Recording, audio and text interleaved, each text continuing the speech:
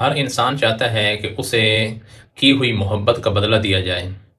اسے کی ہوئی الفت، مہربانی اور احسان کا کوئی نہ کوئی فائدہ نظر آئے۔ اللہ تعالیٰ نے اسی لیے انسان کو حکم دیا وَبِالْوَالِدَيْنِ احسانا، کہ اپنے والدین کے ساتھ حسن سلوک کرو، ان کے ساتھ اچھے سے اچھا برتاؤ کرو، ان کی بہترین فرما برداری اور اطاعت کرو، کیونکہ ہر والد نے، ہر والدہ نے اپنی اولاد سے محبت کی ہوتی ہے۔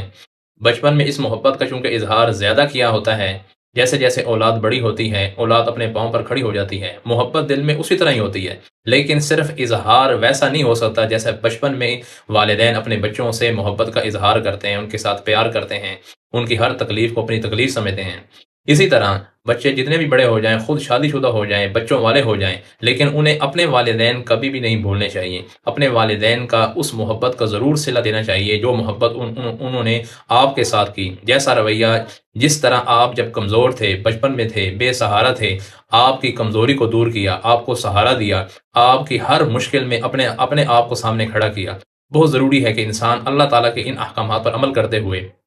اپنے والدین کے ساتھ سچی محبت کا ثبوت دے، ان کی فرما برداری کرے، ان کو دنیا کے اندر خوش کرے اور ان کی رضا میں ہی اللہ کی رضا کو سمجھے۔